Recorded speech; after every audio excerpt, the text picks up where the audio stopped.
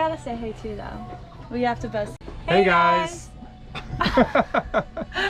So we've gotten the question on a boat tour and like what kind of boat we're on. That already sounds terrible. No, you're doing a great job. Basically, we want to show, give like kind of a tour of our boat and our home. Yeah, it is our floating home while we're at sea, and we take care of her and she takes care of us. So. And we just cleaned her. Yeah. Because we have some guests coming, so she's tidy-whitey and ready to be shown to the world. Right, she might not look like this all the time, but we do try and take care of her. But it's also a beautiful day right now, and it's supposed to start squalling tomorrow. So no time like the present to kind of do this tour, and I'll just show you around the outside of the boat right now. It's gorgeous out here, the sun is up, and it's going to be kind of windy, so I might not talk that much once I step from outside the Dodger here. So anyway, 44-foot monohull. She's a sloop, and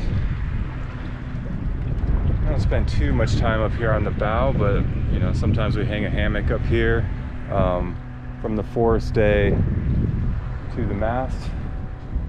Usually when we find a spot that's really nice, like the Tobago Keys or something. And I'm going to hand you off right now. There she is. Welcome to our front cabin. Let me give you a tour. Our water maker is going, so you won't be able to hear very well. We got the water maker turned off. I installed this when I got the boat and ran a whole bunch of tubing and lines so basically water comes up through the bottom of the hole, through a through hole, and then it comes to this pump and then goes to another pump, and it's all reverse osmosis. So we're basically taking salt water from the ocean and making unlimited fresh water because we have solar panels, we have a wind generator and batteries on the boat. So I mean, theoretically, we could just sit there with the hose off the back of the boat and just pour fresh water back into the ocean. And my lovely model. I'm modeling the door. Yeah, it's a lovely door. All right, I'm gonna hand you back off to the beautiful model. Into the... And this is the most important part of the boat. Yeah, the living area. Yeah. So let's check out where we like to spend our time. Nice. And this table goes down and it could make a bed. We have cushions to throw on top of it. It's pretty roomy, and we have our hatches right here that just blast air. So yeah, not a bad spot. This is one of the best places to stand on the boat. Yeah. When it's a hot, muggy day, you open up this hatch and it just right showers you with wind. Yeah. It's a beautiful thing. Couch. We've got our nav station here. It's not always that pretty, but I'm sure most sailors would understand that. Then we've got our kitchen, our galley, which is John's favorite place, wouldn't you say? I would say so. Yeah. This is where I spend a lot of time. This is a fridge, a stove, our oven, and microwave. We never use the microwave, never use the oven, but that is where we cook our food. Yeah, and the thing that we didn't mention is there's also 2 heads on the boat. So up here in the forward cabin, this would be like the guest room storage area, and they have a bathroom here. Like it's like a full bathroom. Right. Pretty cool, pretty snazzy. And then over here, where our bedroom is. Bathroom. Yeah. Bathroom. So we have an aft cabin, and it's a full size. A lot of boats are split in the middle, and it'll be half and half. But look at that. yeah. That's full size. Right. Very roomy. Got a beautiful view. Oh. Yep. Closet, tons of closet space. And then our bathroom. Here's where we get squeaky clean. It is so roomy in here. I like it in here. We've got a full window too, but it does get pretty bright, so we keep that covered. Sink, tons of storage room, but man, you could just, it's probably a 2-person shower. I mean, there's definitely room, but when you're rocking, it's a little hard. How about you want to show the dive tanks, Okay. dive gear? Come up here with us.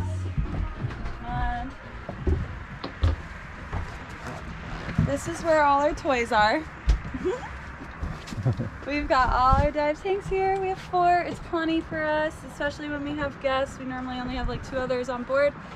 And then we've got our gas, our fuel for the dinghies. We've got our kayak, which really saved our butts when our dinghy got stolen. Oh my God, that's right. Yeah, but it's nice. It's nice. So we've got all that, all our dive gear, all these come up. So we have tons of storage there as well. All our dive stuff's in one of them, and then we've got tools and stuff in another. There's the dinghy. Here's a dinghy and our grill. Up there's all the solar that I installed years ago. It's still doing great. And there's the wind generator when there's no sun. That thing is a really workhorse. works. Yeah, it is a workhorse. It might not put out as much energy as the solar, but it is consistently working. So like even at night, you know, obviously when the sun goes down, it is still producing quite a bit of enough electricity. Genno 44 DS. Built in 2013? 2013. 2013, Yeah. and you got it So in 2017? It's a 2014, and then I got it in 2017. So I've had it for, what is that, 5, almost 6 years now? And we love her still to this day. It's a great boat. Yeah, it's an amazing boat. Well, thank you for joining us on that tour. We hope you really enjoyed, and we'll see. She's not for sale. She's not for sale yet. So don't, yeah, don't get But any ideas. You can come aboard.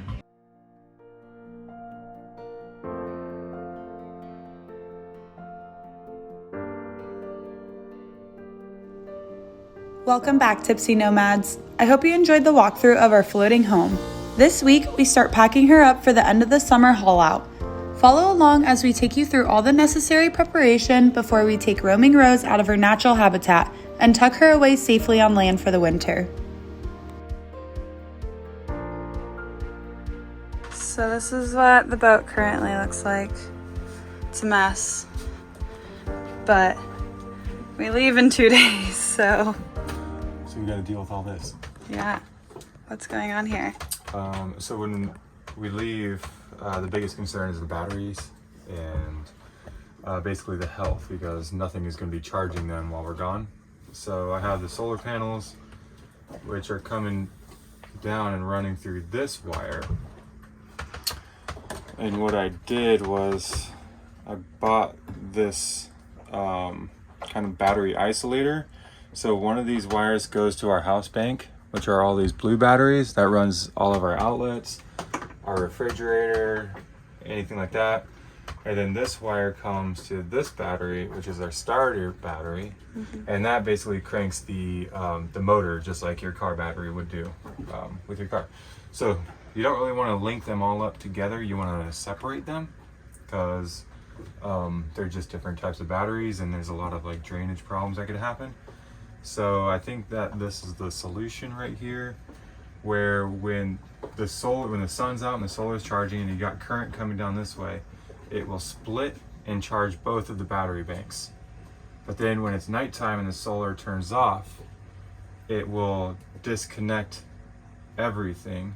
So no more charge coming here. So this shuts off. That means the batteries are no longer connected and they're not draining off of each other.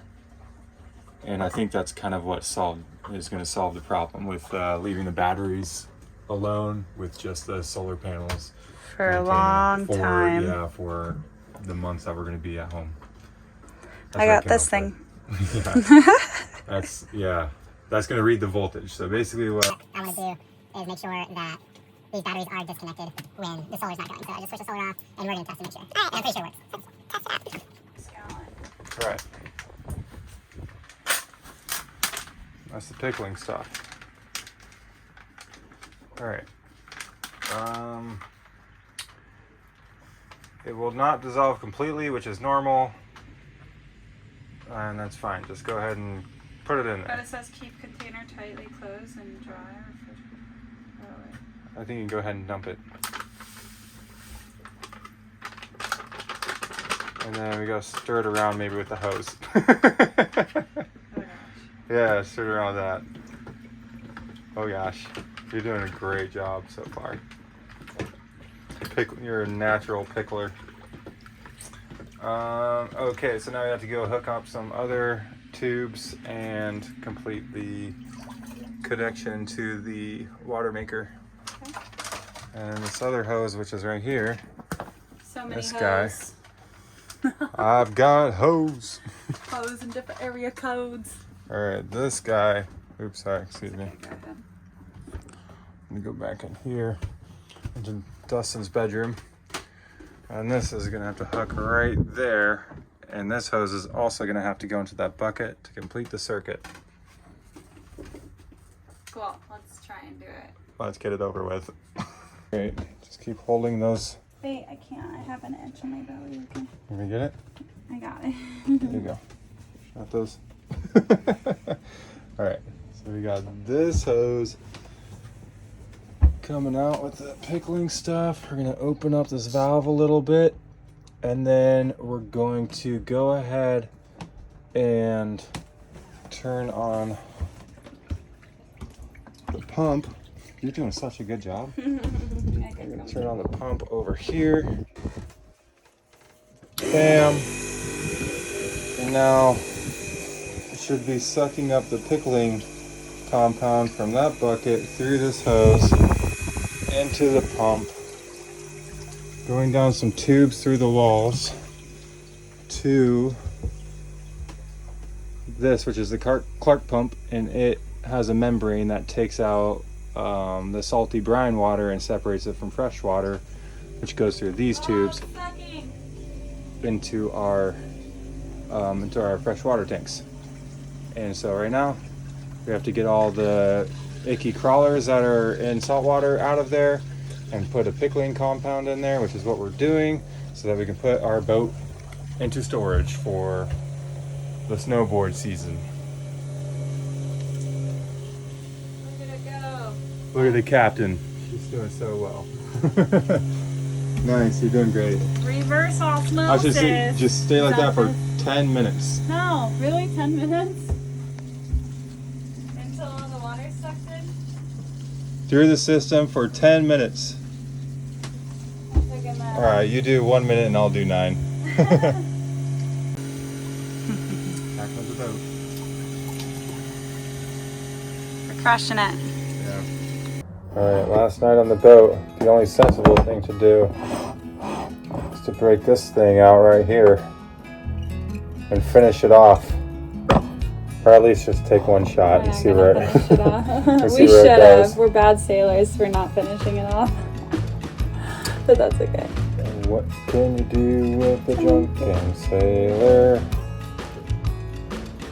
Are you blue or am I blue? I'm purple. Don't make mine that big. I'm blue. Purple. I'm gonna go eat at the container park that we've heard about here. I'm gonna get a shawarma. Yeah. I don't know. But first, we're gonna have a drink of tequila on an empty stomach. Was it there last night? It is. Oh, sad. Cheers to sadness, because that means we made a lot of happy memories. We did make a lot of happy memories. So And cheers. they won't stop. So cheers to an adventure.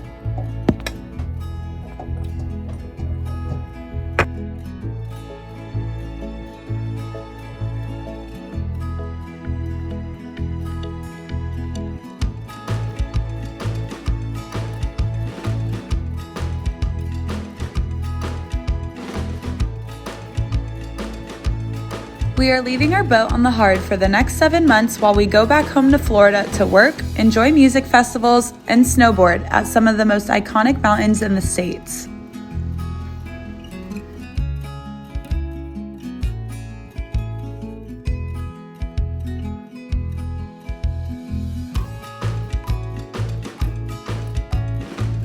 Our voyage on the water has been so incredible over these last 4 months. While being home, we will miss sailing and exploring the Caribbean islands, but for now, look forward to our land-based adventures over the next several months.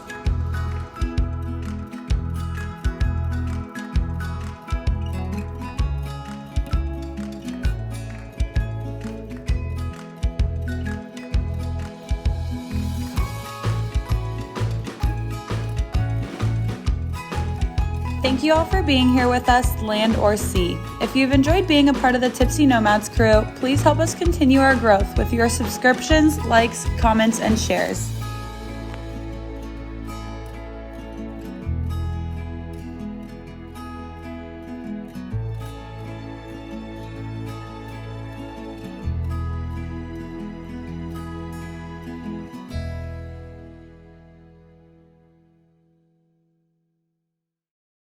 Farewell, Roaming Rose.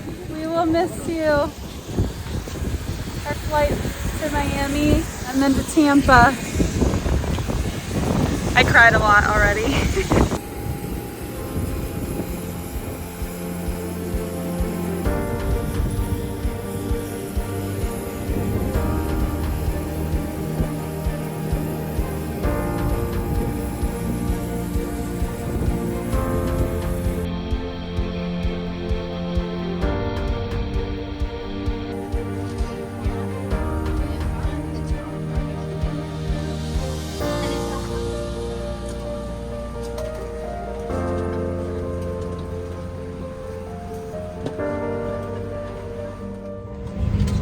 We're on the plane. Are you sad? A little bit. I'm so sad. Bittersweet kind of feeling, I guess. Yeah.